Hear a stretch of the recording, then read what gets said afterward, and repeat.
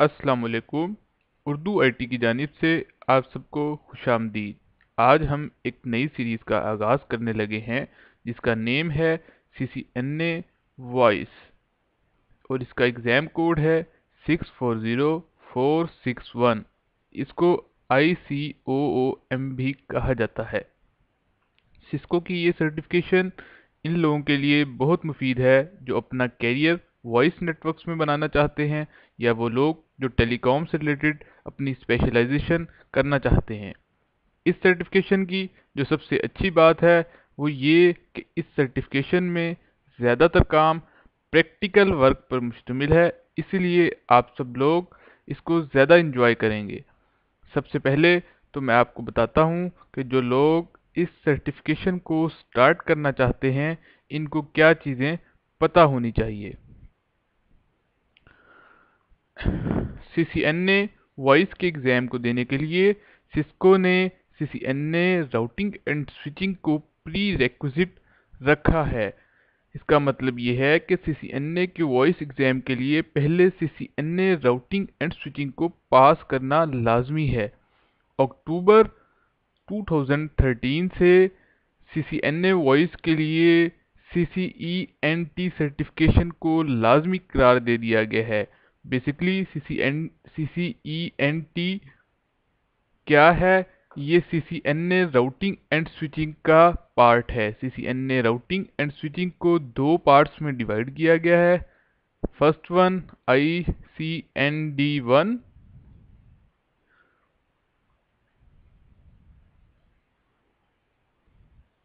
Second ICND2। ICND1 देने से हमारे पास CCENT की सर्टिफिकेशन आ जाती है। तो अब सिस्को ने इस तरह किया है कि CCNA वॉइस को देने के लिए CCNA राउटिंग एंड स्विचिंग के फर्स्ट पार्ट को लाजमी करार दे दिया है। इसी तरह CCNA वॉइस का पेपर देने के लिए हमें CCNA राउटिंग एंड स्विचिंग का फर्स्ट पार्ट देना पड़ता है। इसी तरह मैं आपको रिकमेंड करूंगा कि आप लोग CCNA वॉइस को पढ़ने से पहले CCNA राउटिंग एंड स्विचिंग का पहला पार्ट लाजमी पढ़ें। और उन लोगों के लिए जो अपना कैरियर वॉइस नेटवर्क्स में बनाना चाहते हैं उनके लिए मेरी रिकमेंडेशन यही है कि आप CCNA राउटिंग एंड स्विचिंग को पहले कंप्लीट पढ़ें। इसका मतलब यानी आप ICND1 और ICND2 को पहले पढ़ें, उसके बाद आप CCNA वॉइस को स्टार्ट करें। उर्दू आईटी एकेडमी की वेबसाइट पर already CCNA routing and switching का कोर्स पब्लिश है। न्यू यूज़र वहां से इस सीरीज़ को देख सकते हैं और सीख सकते हैं। मेरी पूरी कोशिश होगी कि मैं इस सीरीज़ में CCNA राउटिंग एंड स्विचिंग के बेसिक कॉन्सेप्ट्स को भी डिस्कस करूं, खास कर जिनका ताल्लुक CCNA वॉइस से रिलेटेड होगा। इस कोर्स को शुरू करने से पहले मैं आपको कुछ मशवरे देता हूं। आप सब CCNA राउटिंग एंड स्विचिंग की लैब्स और CCNA वॉइस की लैब्स की ज़्यादा से ज़्यादा प्रैक्टिस करें। ये बात सब जानते ही हैं, practice makes a man perfect. जो लोग वॉइस नेटवर्क्स में आना चाहते हैं इनके लिए यही मशवरा है कि ज़्यादा से ज़्यादा प्रैक्टिस करें। इस चीज़ के लिए मैं इसलिए फोर्स कर रहा हूँ क्योंकि सिस्को की ये वाहिद सर्टिफिकेशन है जिसमें बहुत जल्दी अपडेट्स आती हैं। इसमें आपके बेसिक कॉन्सेप्ट्स का ठीक होना और इनका भरपूर प्रैक्टिस में होना लाजमी है। एक बार आप लोग अपने कॉन्सेप्ट्स को ठीक बना लेते हैं तो फिर ना तो आपको अपडेट से इशू होता है और ना ही वेंडर चेंज करने से। मैं आपको यकीन दिलाता हूं कि एक बार आपको सिस्को के वॉइस नेटवर्क्स को ठीक तरीके से आइडिया हो गया तो फिर आपको डिफरेंट वेंडर्स के नेटवर्क्स खासकर वॉइस नेटवर्क्स में भी कोई इशू नहीं होगा। सिस्को के वॉइस सर्टिफिकेशन ट्रैक में सबसे पहला कोर्स CCNA वॉइस का है और इसके बाद जो लोग आगे पढ़ना चाहते हैं वो CCNP वॉइस को पढ़ेंगे और इसी तरह इसका जो लास्ट एग्ज़ाम है लास्ट पेपर है उसको हम CCIE एक्सपर्ट लेवल का एग्ज़ाम कहते हैं। CCNA वॉइस बिल्कुल बेसिक लेवल का एग्ज़ाम है, इसको एसोसिएट लेवल भी कहा जाता है। बेसिकली सिस्को ने अपनी सर्टिफिकेशन को 3 मेजर कैटेगरीज में डिवाइड किया है। First one associate level, second professional level और थर्ड वन एक्सपर्ट लेवल। जैसा कि मैंने आपको पहले ही बताया है, CCNA वॉइस एसोसिएट लेवल का एग्ज़ाम है और ये सिर्फ एक पेपर देने से ही कंप्लीट हो जाता है। CCNP वॉइस प्रोफेशनल लेवल का एग्ज़ाम है और इसके 5 पेपर्स हैं जो देने से ये एग्ज़ाम कंप्लीट होता है। Third one CCIE voice expert level का एग्ज़ाम है जो एक ही पेपर देने से कंप्लीट हो जाता है।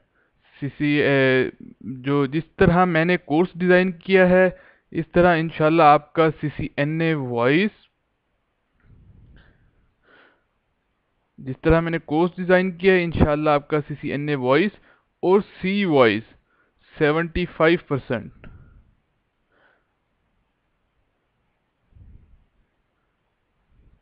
ये दोनों आपके कंप्लीट हो जाएंगे। बेसिकली CCNA वॉइस और C वॉइस के कोर्स कंटेंट्स एक जैसे हैं, इसीलिए सिस्को ने इसको नाम भी C वॉइस का दिया है।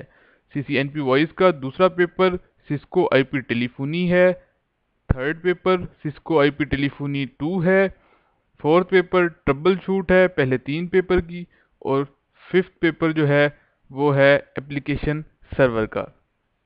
अब हम डिस्कस करते हैं कि CCNA वॉइस कोर्स आउटलाइन क्या है जो मैंने डिज़ाइन की है।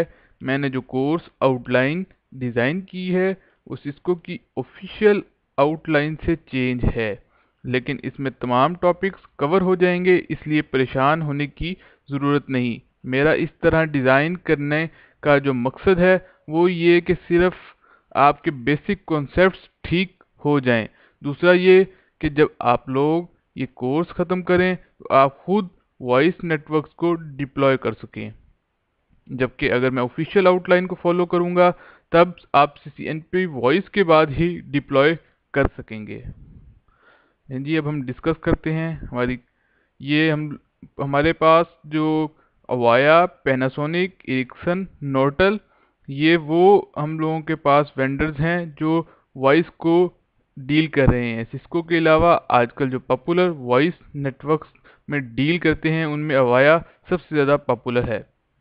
इनको भी हम अपने किसी एक बोनस लेक्चर में थोड़ा सा डिस्कस करेंगे, या इस सर्टिफिकेशन के बाद अगर आप चाहेंगे तो इनकी अलहदा सर्टिफिकेशन भी स्टार्ट कर सकते हैं। चलें जी हम कोर्स आउटलाइन को डिस्कस करते हैं। हमारी कोर्स आउटलाइन जो हमने डिज़ाइन की है वो क्या है। पहले हम लोग पढ़ेंगे concepts of analog and digital and IPPBX। Basically analog, digital और IPPBX को हम सिर्फ इंट्रोडक्शन लेंगे। फिर हम पढ़ेंगे advantages of IPPBX over analog digital PBX। Basically ये IPPBX है, हम इसको डिस्कस करेंगे। हम एनालॉग एंड डिजिटल के एडवांटेजेस को ज़्यादा डिटेल में टेक्निकली डिस्कस नहीं करेंगे, क्योंकि हमारा जो कोर्स जो सारे का सारा हमारा कोर्स है वो IPPBX पर मुश्तमिल है, इसीलिए हम सिर्फ advantages of IPPBX over analog and digital PBX को डिस्कस करेंगे। इसके अंदर एनालॉग एंड डिजिटल के भी एडवांटेजेस एंड डिसएडवांटेजेस या प्रोज एंड कॉन्स इसके अंदर इंक्लूड होंगे। तीसरा जो हमारा टॉपिक होगा वो data structure basics with lab. ये लेक्चर मैंने इसलिए डिज़ाइन किया है अपने कोर्स में कि वो लोग जो CCNA राउटिंग एंड स्विचिंग को अच्छी तरह समझ नहीं पाते उनके लिए है, ताकि वो जब CCNA वॉइस को स्टार्ट करें तो उनकी जो बेसिक्स जो इनकी ज़रूरत है CCNA वॉइस में उनका पता होना उनके लिए लाजमी है। इसके अंदर हमारा जो फोकस होगा वो उन्हीं चीज़ों से रिलेटेड होगा जो हमारे CCNA वॉइस के कोर्स में यूज़ होंगी। नेक्स्ट लेक्चर होगा हमारा introduction of call manager express और Cisco unified communication manager CME and CUCM, दो IPPBX सिस्को ने लॉन्च किए और हमारा सारे का सारा कोर्स इन्हीं दो IPPBX पर होगा। Even CCNP voice and CCIE voice भी इन्हीं दो IPPBX पर ही सारी की सारी डिस्कशन करते हैं। सिस्को IP डिज़ाइन स्ट्रक्चर हम लोगों का अगला लेक्चर होगा, जिसमें हम IPPBX के डिज़ाइन स्ट्रक्चर को डिस्कस करेंगे। सिंगल साइट क्या होती है, मल्टी साइट क्या होती है, multi site with centralise environment, multi site with decentralise environment और हाइब्रिड टेक्नोलॉजी। इन सब डिज़ाइन स्ट्रक्चर्स को हम अपने इस लेक्चर में डिस्कस करेंगे। उसके बाद हम लोगों का जो सारा फोकस होगा, हम लोग सिंगल साइट सॉल्यूशन को डिस्कस करेंगे कि उसके एडवांटेजेस क्या हैं, डिसएडवांटेजेस क्या हैं, क्या उसके अंदर हमें केयर करनी पड़ती है, उसके तमाम पार्ट्स जो सिंगल साइट्स के अंदर आते हैं उनको हम डिस्कस करेंगे। फिर हम CME call manager express hardware structure and models पढ़ेंगे। उस कौन कौन से हमारे पास मॉडल्स हैं CME के, और उसको हम किस किस तरह डिप्लॉय कर सकते हैं, ये हमारा इस लेक्चर का फोकस होगा। उसके बाद हम अपनी फ़ोन रजिस्ट्रेशन लैब पढ़ेंगे, IP फ़ोन रजिस्ट्रेशन लैब। हम इसको पैकेट ट्रेसर और GNS दोनों में मैं आपको करके दिखाऊंगा, ताकि आप लोग अपनी प्रैक्टिस इस पर कर सकें। उसके बाद हम लोग ट्रंक लाइन डिस्कशन पढ़ेंगे। Trunk line discussion basically PSTN lines होंगी, जो एनालॉग भी हो सकती हैं, डिजिटल भी हो सकती हैं और IP बेस्ड भी हो सकती हैं। ये वो लाइंस हैं जो हम PTCL से नॉर्मली परचेज करते हैं पाकिस्तान में, और अगर हम किसी और कंट्री में हैं तो डिफरेंट कंट्री के हिसाब से डिफरेंट वेंडर्स हैं। यहाँ पर सऊदीया में STC मोबाइली, ये वेंडर्स हैं जो हम लोगों को ट्रंक लाइंस देती हैं। अच्छा जी, हमारा जो नेक्स्ट टॉपिक होगा वो फ़ोन रजिस्ट्रेशन स्टेप्स होगा। इससे पहले हमने सिर्फ फ़ोन रजिस्ट्रेशन लैब की होगी, इसको हम डिटेल में किस तरह फ़ोन रजिस्टर होता है, कौन से स्टेप्स पर वो जाकर अपने आप को रजिस्टर करवाता है, उसको हम डिटेल में पढ़ेंगे। उसके बाद हम अपना जो नेक्स्ट लेक्चर है टेलीफोनी फीचर्स विद लैब पढ़ेंगे कि कौन कौन से फीचर्स हैं जो हम टेलीफोनी स्ट्रक्चर के अंदर कॉमनली यूज़ करते हैं और जिनकी हमें अक्सर ज़रूरत पड़ती रहती है। फिर हम IP phone models and IP power discussion पढ़ेंगे। इन IP फ़ोन मॉडल्स में हमारी ज़्यादातर discussion Cisco IP phone models पर होगी। उसके बाद हम लोग एनालॉग फ़ोन रजिस्ट्रेशन पढ़ेंगे। एनालॉग फ़ोन रजिस्ट्रेशन बेसिकली क्या है, ये जो आप नॉर्मली अपने घरों में जो फ़ोन यूज़ करते हैं वो हमारे एनालॉग फ़ोन होते हैं, उनको हम कैसे रजिस्टर कर सकते हैं अपने IPPBX इन्वायरमेंट के साथ, वो हमारा इस लेक्चर का फोकस होगा। उसके बाद हम लोग अपना जो जितना भी हमने अभी तक सिंगल साइट सॉल्यूशन पढ़े होंगे उनको हम डिप्लॉयमेंट सिनेरियो से डिस्कस करेंगे। मिनिमम 2 एग्जांपल्स देख के कैसे हम लोग, अगर हमारे पास कोई भी क्लाइंट की रिक्वायरमेंट आती है, हम उस प्रोजेक्ट को कैसे एग्जीक्यूट करते हैं स्टेप्स बाय स्टेप। उसके बाद हम लोग voice protocol and codec theory को पढ़ेंगे। ये लेक्चर थ्योरी बेस्ड होगा, लेकिन इसका समझना उतना ही ज़रूरी है जितना बाकी लेक्चर्स का, खास कर कोडेक्स का पता होना और उसको यूज़ करना सब को आना चाहिए, क्योंकि इसकी अक्सर इन्वायरमेंट्स में इसके इश्यूज भी आते हैं और इसको सेट भी करना पड़ता है। फिर हमारा जो सारे का सारा फोकस होगा वो मल्टी साइट सॉल्यूशंस पर होगा। सिंगल साइट से हम अपना सारे का सारा फोकस मल्टी साइट सॉल्यूशंस पर शिफ्ट कर देंगे, लेकिन मल्टी साइट्स को हम बिल्कुल शॉर्ट एंड कंप्रिहेंसिव डिस्कशन करेंगे, बिकॉज मल्टी साइट सॉल्यूशंस हमारे पास CCNP वॉइस में डिस्कस किए जाते हैं। यहाँ पे सिर्फ मैं आपको इंट्रोडक्शन दूंगा और इतना आपको बताऊंगा कि आप लोग जब CCNP वॉइस में जाएं तो आपके पास एक एग्जैक्ट क्लियर पिक्चर हो। उसके बाद हम लोग इंट्रोडक्शन ऑफ CUCM कॉल में सिस्को यूनिफाइड कम्युनिकेशन पढ़ेंगे, उसका डिज़ाइन स्ट्रक्चर पढ़ेंगे एंड उससे नेक्स्ट लेक्चर में हम उसकी इंस्टॉलेशन पढ़ेंगे VMware के ऊपर और उसको रजिस्ट्रेशन फ़ोन की रजिस्ट्रेशन करके देखेंगे। ये दोनों लेक्चर्स बहुत इंपॉर्टेंट है उन लोगों के लिए जो CCNP वॉइस करना चाहते हैं और अपना कैरियर वॉइस नेटवर्क्स में बनाना चाहते हैं। फिर हमारे पास जो लास्ट लेक्चर होगा वो हम ओवरऑल व्यू ऑफ CUCM देखेंगे। उसमें मैं आपको बहुत जल्दी ओवरव्यू दूंगा, क्विक ओवरव्यू दूंगा। ये बहुत बड़ा IPPBX है, इसकी इतनी आप इस बात से अंदाज़ा लगा लें कि CCIE वॉइस में सारे का सारा इसके ऊपर डिस्कस किया जाता है एक्सपर्ट लेवल में। तो आप इस बात से खुद अंदाज़ा लगा लें कि हम इसको एक दिन में या 2 दिन में कवर तो नहीं कर सकते, लेकिन मैं आपको इसका ओवरव्यू ज़रूर दूंगा। और उसके बाद हमारे पास एक बोनस लेक्चर भी होगा जो मैं आपको लेक्चर के एंड में, ये आखिरी 1 2 3 लेक्चर्स में बता दूंगा कि वो क्या होगा। अच्छा जी, अब हम देखते हैं कि आखिर ऐसी क्या वजह है जो सिस्को ने एक अलहदा कोर्स डिज़ाइन कर दिया है वॉइस के लिए। आखिर उसको ऐसी क्या ज़रूरत पड़ गई जो उसने एक अलहदा कोर्स ही डिज़ाइन कर दिया है।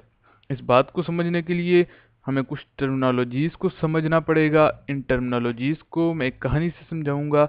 उम्मीद करता हूँ कि आप लोग इससे भी महसूस होंगे। लें जी, सपोज करता हूँ मैं कि हम लोग 1995 में पहुँच गए हैं। ठीक है, मैं सपोज कर रहा हूँ कि 1995 में मैंने अपनी ग्रेजुएशन कंप्लीट की। जिस तरह ही मैंने अपनी ग्रेजुएशन कंप्लीट की, मैंने सोचा कि क्यों ना एक बिज़नेस शुरू किया जाए। मैंने कुछ फॉर्मेलिटीज़ के बाद एक ऑफिस रेंट पर ले लिया। ये जी हमारा ऑफिस आ गया और 10 लोग अपने स्टाफ में हायर कर लिए और हम लोगों ने काम शुरू कर दिया। अब हमारा सारे का सारा काम सेल्स एंड मार्केटिंग का था। एक हफ्ते बाद हमारे स्टाफ की मीटिंग हुई जिसमें स्टाफ के लोगों ने मुझे बताया कि अगर सबके पास फ़ोन हो तो हमारा काम ज़्यादा तेज़ी से चल सकता है। जिस तरह ही मीटिंग ख़त्म हुई, मैंने अपनी करीब तरीन एक्सचेंज से रब्ता किया और इनको कहा कि हमारे 10 एम्प्लॉय के लिए 10 फ़ोन लाइन हमें दे दें, जो भी हमारी करीब 3 PTCL की एक्सचेंज थी उन्हें। कुछ फॉर्मेलिटीज़ के बाद PTCL ने हमें लाइंस लगा दी। ये देखें जी, हमें उन्होंने लाइंस लगा के दे दी हमें 10 के 10 डिफरेंट। हमारे पास जो हमारे ऑफिस के यूज़र्स थे उनके लिए हमें 10 लाइंस उन्होंने लगा दी।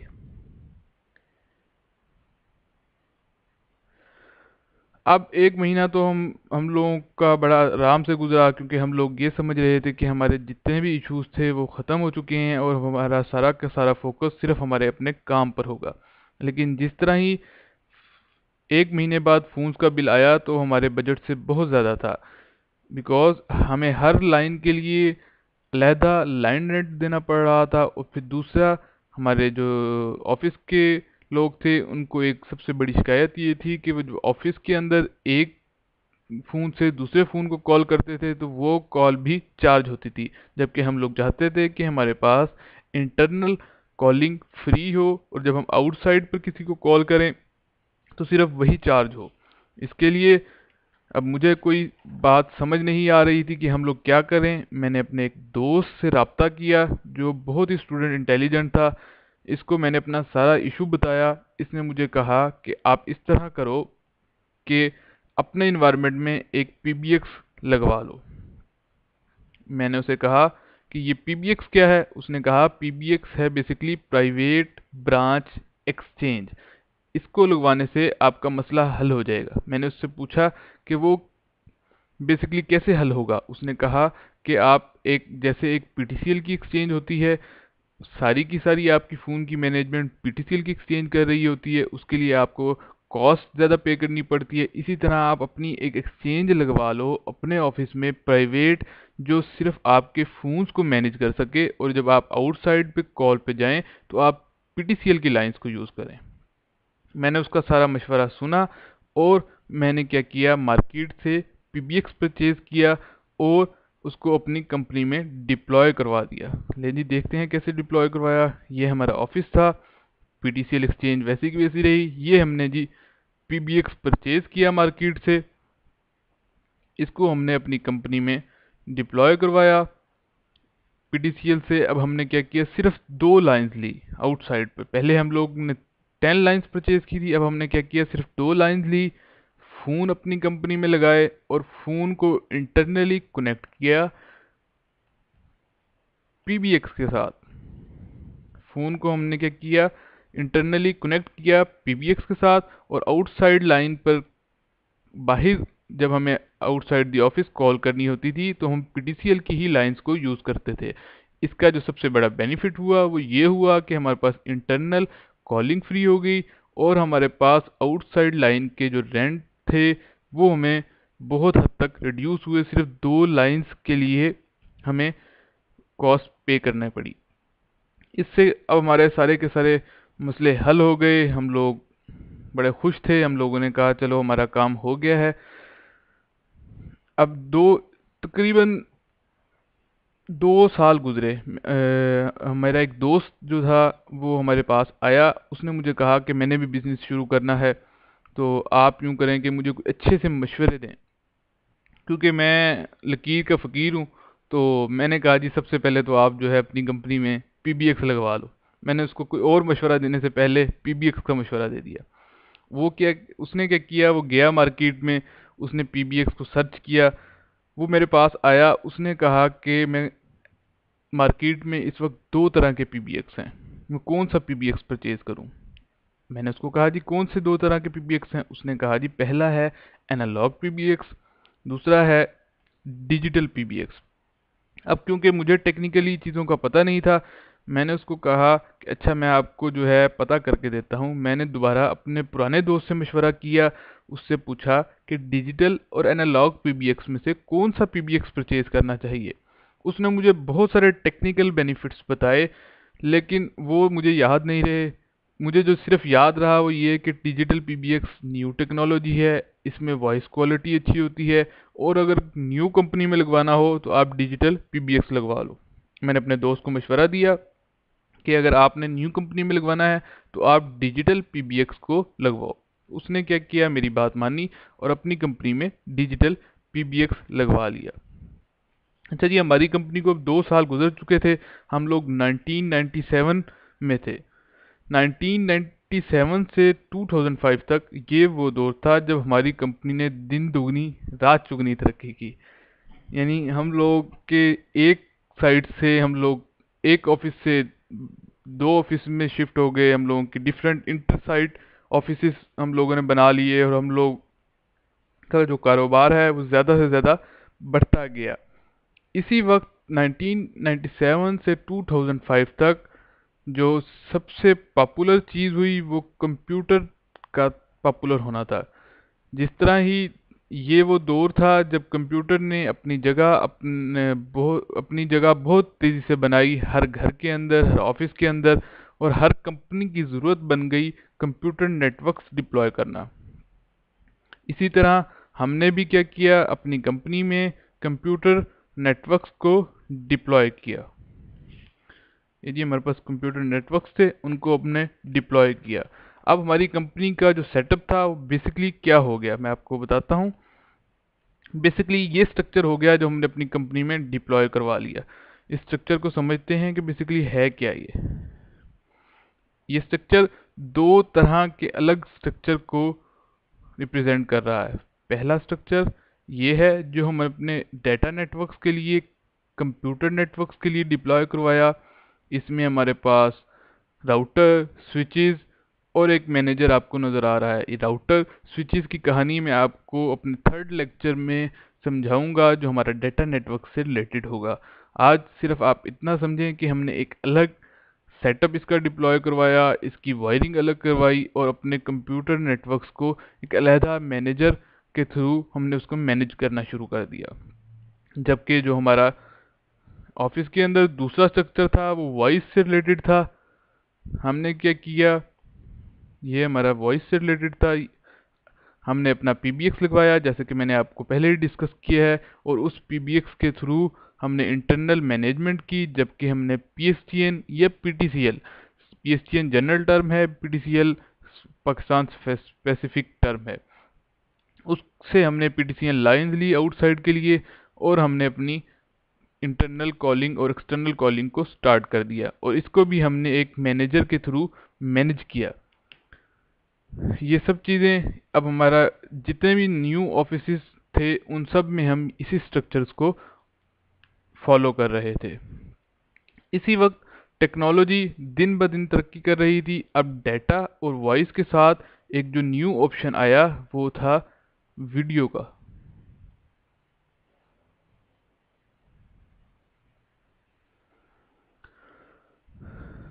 जिस तरह ही वीडियो का ऑप्शन आया, इस वक्त बहुत ज़्यादा एक चीज़ पॉपुलर हुई जिनको नाम दिया गया IPPBX का। IPPBX के बहुत सारे टेक्निकल बेनिफिट्स हैं जो हमारे नेक्स्ट लेक्चर में हम बड़ी डिटेल में डिस्कस करेंगे। लेकिन मैं आपको बता दूं कि IPPBX की बेसिकली पॉपुलर होने की वजह क्या थी। IPPBX बेसिकली यूज़ करते थे पैकेट स्विचिंग को, जबकि इससे पहले जितने भी PBX थे वो सर्किट स्विचिंग को यूज़ करते थे। IPPBX पैकेट स्विचिंग टेक्नोलॉजी को यूज़ करते थे। और सिस्को ने क्या किया, इस आइडिया को सबसे ज़्यादा कैश करवाया। बेसिकली सिस्को ने IPPBX को नेम दिया IP टेलीफोनी का। यदि मैं IP टेलीफोनी लिख दूं,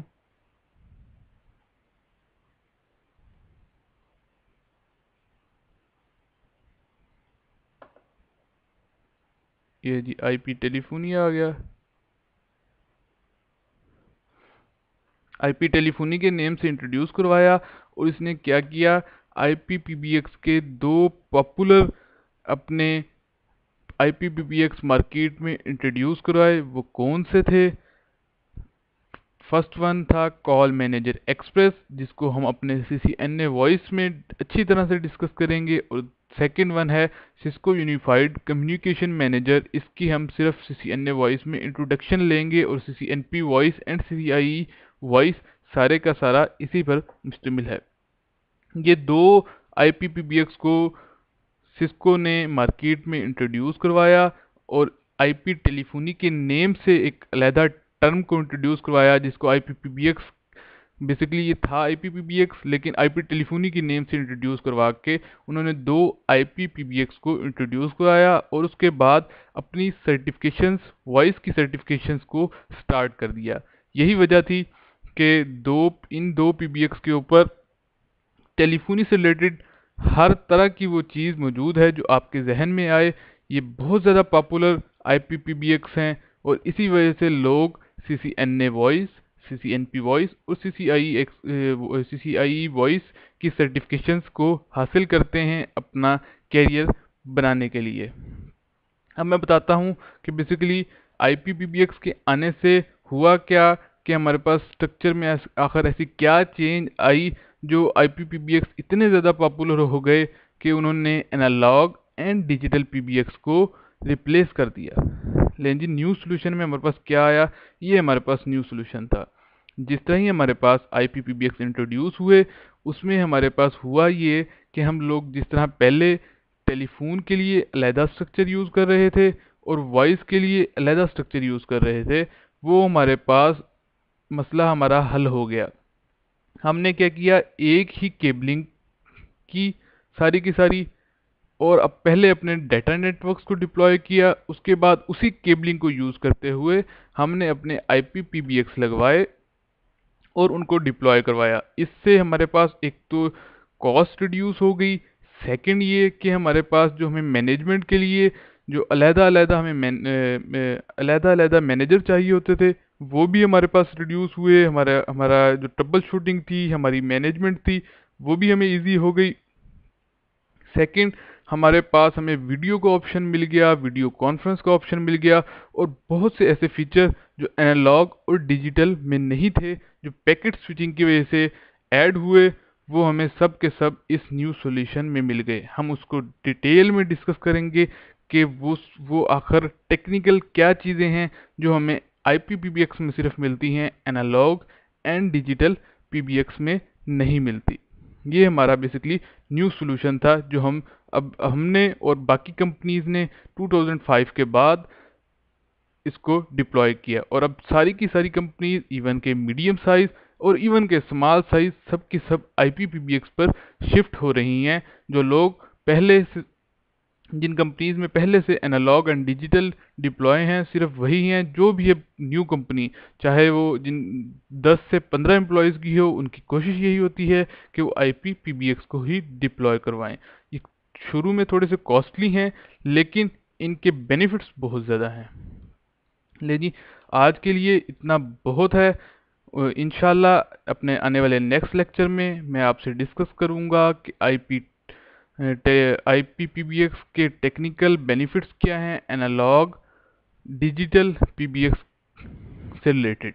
वो हम लोग इंशाल्लाह अपने आने वाले नेक्स्ट लेक्चर में डिस्कस करेंगे। उम्मीद करता हूँ कि आज का आपको जो सिनेरियो है वो समझ आ गया होगा। आज हमने सिर्फ यही डिस्कस किया कि आखिर पीबीएक्स की हमें क्यों ज़रूरत पड़ी, फिर उसके बाद एनालॉग पीबीएक्स आए, फिर हमारे पास डिजिटल पीबीएक्स आए, और उसके बाद फिर हमारे पास आईपीपीबीएक्स आए, और आईपीपीबीएक्स में हमारे पास जो हमारा डिज़ाइन स्ट्रक्चर था वो कैसा हो गया, वो कैसा होगा। इस सारी की सारी चीज़ें हमने आज वाले लेक्चर में डिस्कस की हैं। आप लोग सब बार बार लेक्चर्स की वीडियोस को देखें, ताकि आपके अंदर जो आपकी जितने भी कॉन्सेप्ट्स हैं अच्छी तरह आपके अंदर जहन नशीन हो जाएं। चलें जी, मुझे इजाज़त दीजिए, अपना ख्याल रखिएगा। बहुत सारी दुआओं में मेरी तरफ से अल्लाह हाफिज़। अल्लाह आप सबका हामी और नासिर हो।